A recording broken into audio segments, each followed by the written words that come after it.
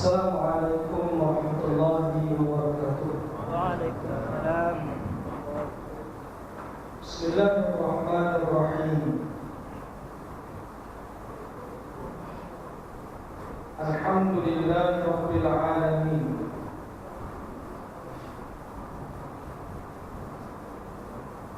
Wassalatu wassalamu ala asyrafil anbiya wal mursalin wa ala alihi wa sahbihi ajma'in. Subhanaka la ilma lana illa ma 'allamtana innaka antal alimul hakim. Rabbi shrah li sadri wa yassir li amri wahlul 'uqdatam min lisani yafqahu qawli.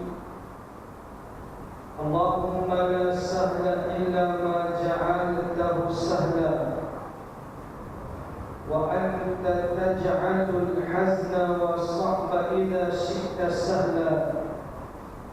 Allahumma anfa'na bima 'allamtana wa 'allimna ma yanfa'una wa zidna 'ilma ya rabbal 'alamin. Yang mulia tuan-tuan imam, ahli jawatan kuasa Surah Al-Mahdi,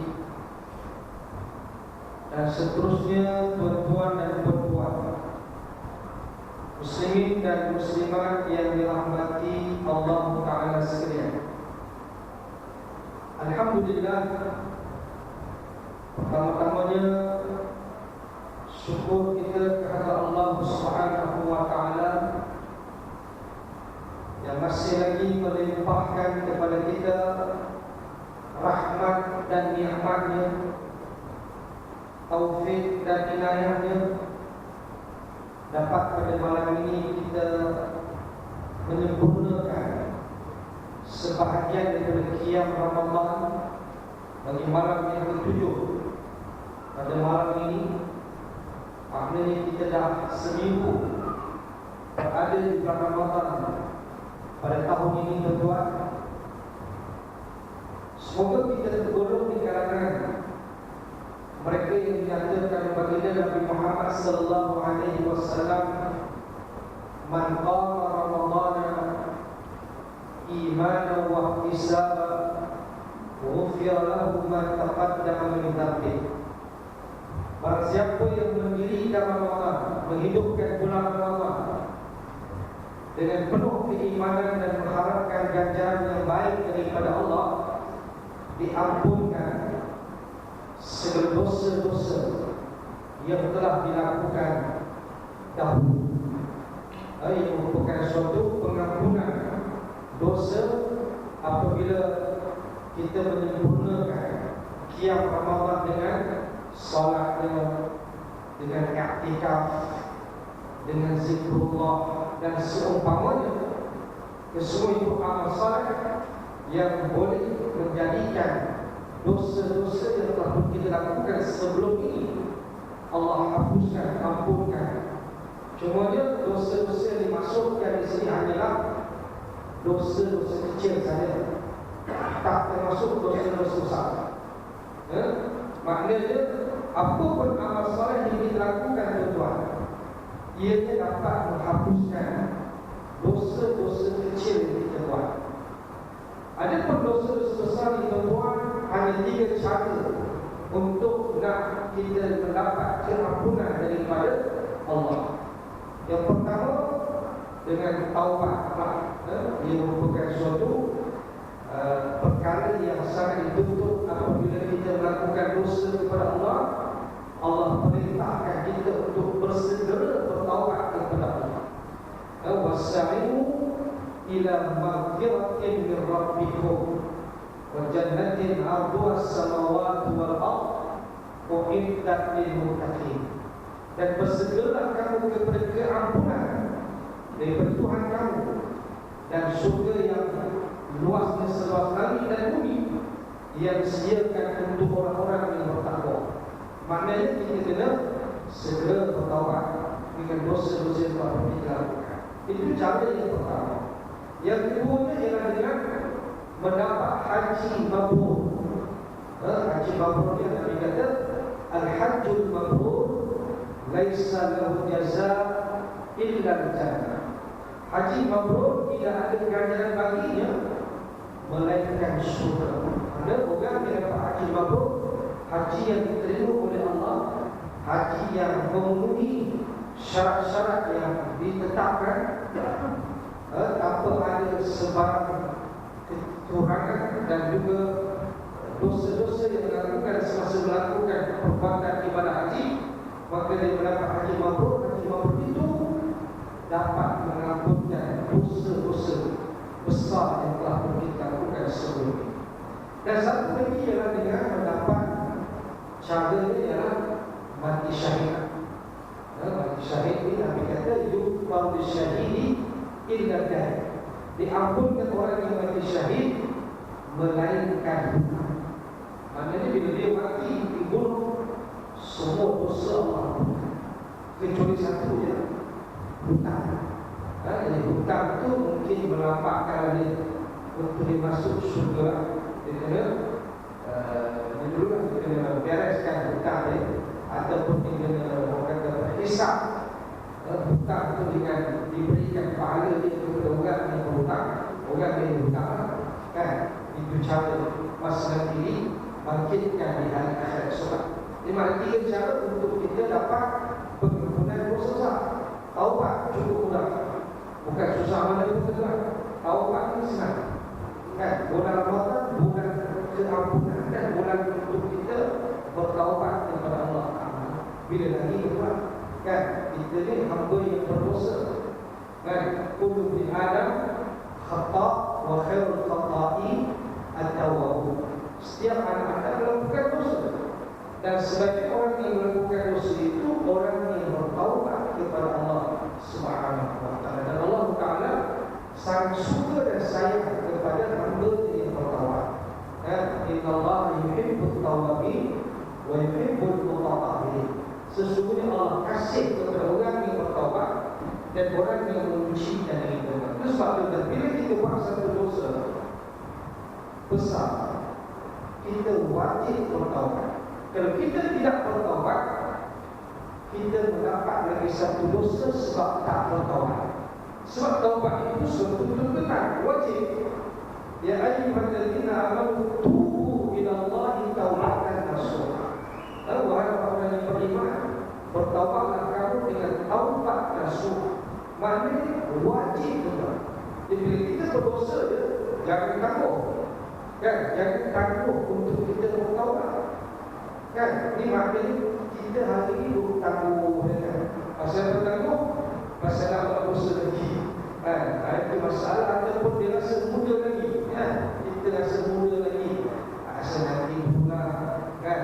Enjoy lagi lah dan sebagainya. Tapi bukan tentu kematian kita tuan, kan? Mati ni bila-bila pun mati. Orang tua mati, orang muda mati, orang kaya mati, orang miskin mati, kan? Semua orang mati tuan. Tapi kita tak tahu bila kita nak mati. Itu sebab kita kena bertaubat. Allah Ta'ala rahmat yang mendahului murka. Nampak?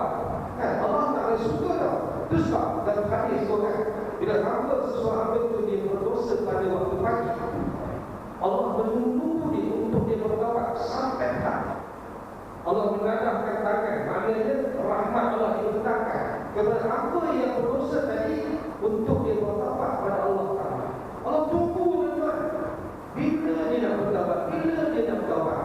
Nampak?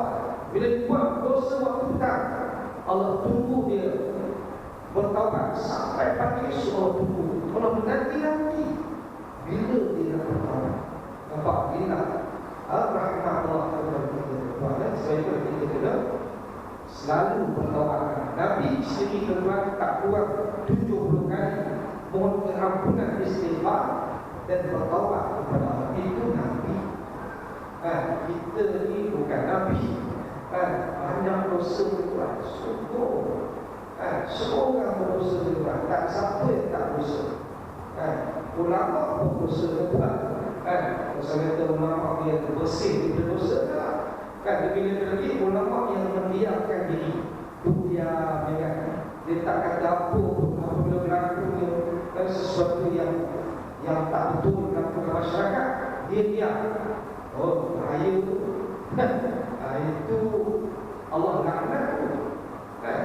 Al-Quran Allah kata, innal ladzina yaktumuna ma anzalna minal bayyinati wal huda min ba'di ma bayyanahu lin-nasi fil kitab ulaika yal'anuhumullah wa yal'anuhumul la'inun illa alladzina tabu min ba'di dzalika wa aslahu wa bayyanu fa ulaika atubu 'alaihim wa 'ala tawwabur rahim.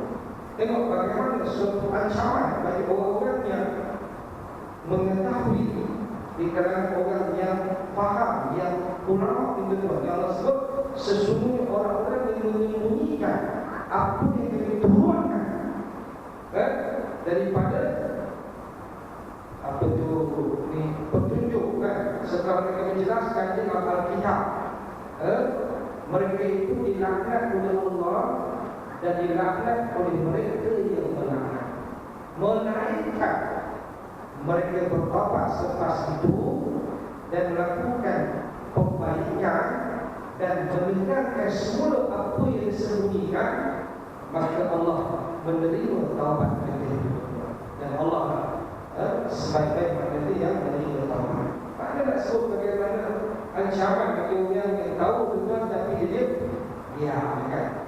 Bila tenang kan, ini masalah betul kan. Itu dia orang kata dekat mufti-mufti kan.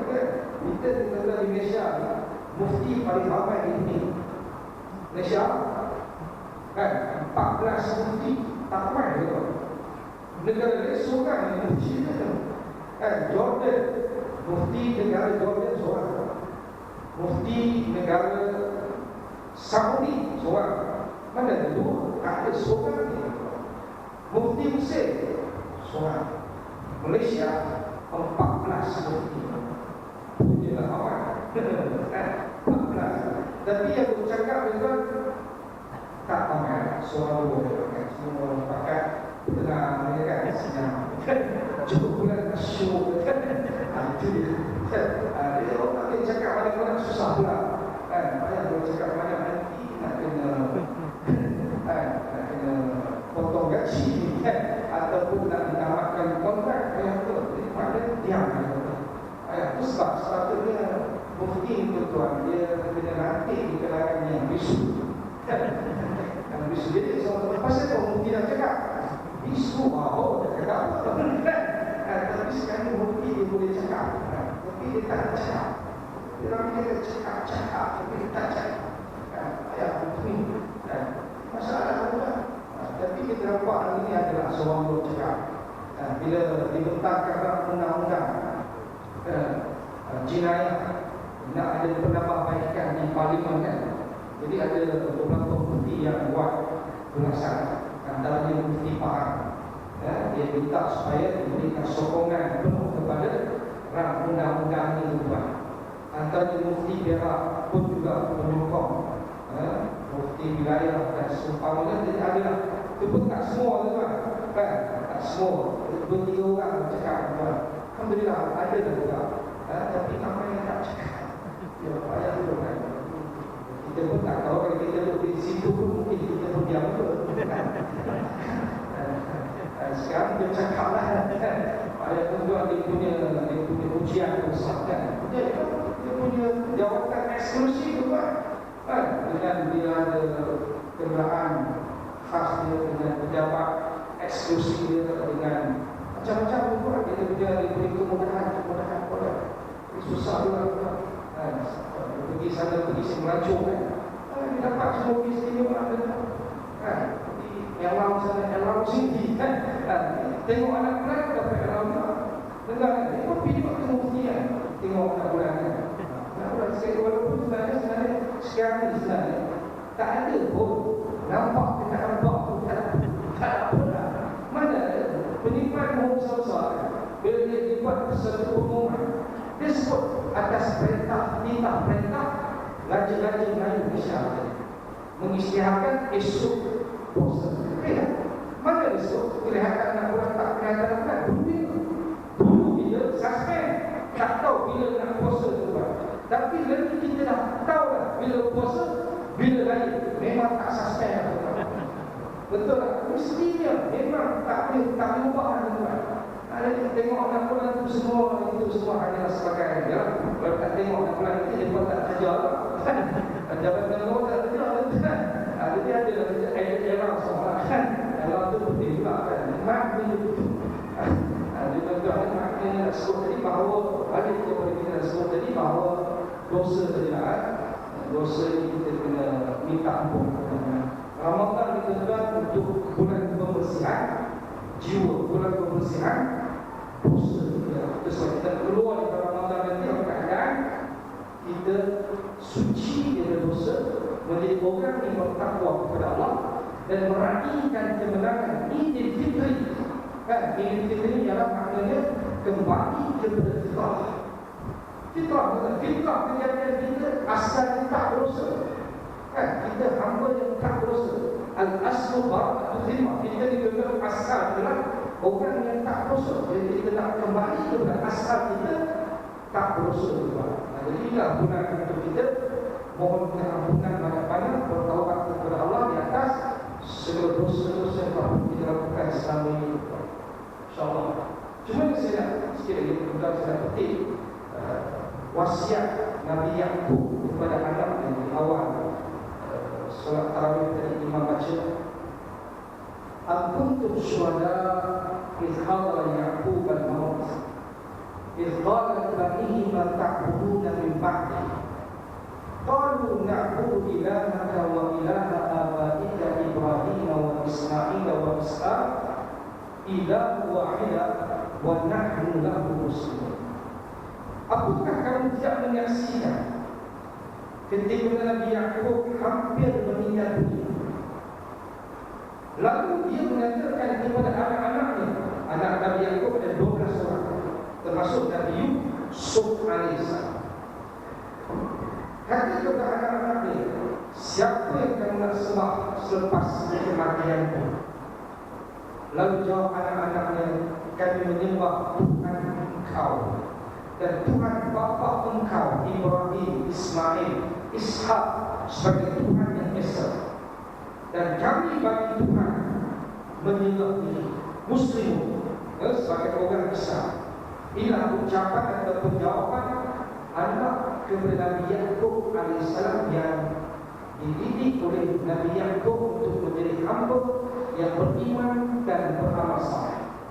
Bahkan Nabi Yaqub kita tengok dia tak tanya anak dia, "Ma ta'buduna min ba'di?" Kamu nak makan apa lepas aku mati tak? Kita risau tuan anak-anak kita ni, kita mati esok dia orang nak makan apa? Tak payah risau tuan. Kan Allah dah letakkan rezeki insya-Allah. Bak dunia ni tuan tak payah risau. Ada lah tuan yang kita risau ni bak akhirat. Akhirat kita ni macam mana? Itu sebab Nabi Yaqub risau anak-anak dia. Kan siapa yang nak sembah lepas dia nak tinggal tuan. Dia tak tanya anak dia, "Maka malu Nabi Pak, kamu nak kerja apa lepas mati? Nak kerja apa lepas mati?" Ada tuan. Dia tak risau bak makan minum, bak kerja, dia tak risau. Tapi yang Nabi Yaqub risau ialah soal tauhid, akidah, iman anak-anak dia. Lepas dia mati besok, siapa yang anak-anaknya sembah? Itu sebab wasiat iman ini wasiat yang paling berharga. Berharga tuan. Tengok kadang-kadang kita kadang-kadang kita salah juga mendidik anak-anak kita. Awal-awal sekali bila mana anak dilahirkan, bayi dilahirkan, apa kita nak dengarkan kepada anak tuan? Kalimat tauhid. Daripada kalimah azan itu tuan, syahadah, kalimah la ilaha illallah terkandung dalam azan dan iqamah tuan yang kita awal-awal mendengarkan daripada anak tu. Betul tak? Kan? Kemudian juga awal-awal kita ajak kepada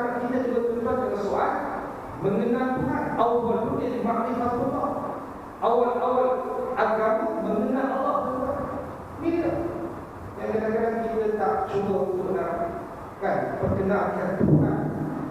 Itu sebab Luqman Hakim. Wasiat pertama si Luqman Hakim kepada anaknya. Luqman itu adalah seorang yang bijaksana, yang punya hikmah, yang Allah Ta'ala kurniakan kepada dia tuan, di mana dia seorang pendidik yang paling hebat yang Allah rakam dalam Quran. Dia mendidik anak-anak dia tuan, dan antara maknanya didikan anak itu awal sekali dia didik anaknya. Dia tanya betul, dia sebut betul wasiat. Wa qala Luqman li ibnihi wa huwa ya'iduhu ya bunayya la tusyrik billah inna syirka la dzulmun adzim.